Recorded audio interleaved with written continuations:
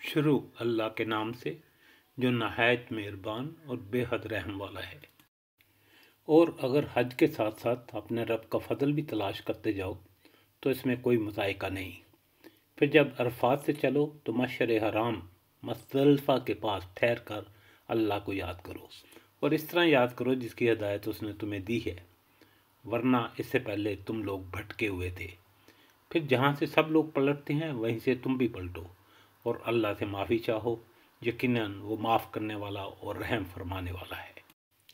پھر جب اپنے حج کے ارکان ادا کر چکو تو جس طرح پہلے اپنے آباء و اجداد کا ذکر کرتے تھے اسی طرح اب اللہ کا ذکر کرو، بلکہ اس سے بھی بڑھ کر۔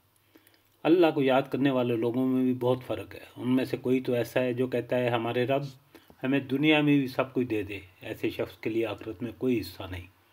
اور کوئی کہتا ہے کہ ہمارے رب ہمیں دنیا میں بھی بھلائی دے اور آخرت میں بھی بھلائی اور آگ کے عذاب سے بچا لے۔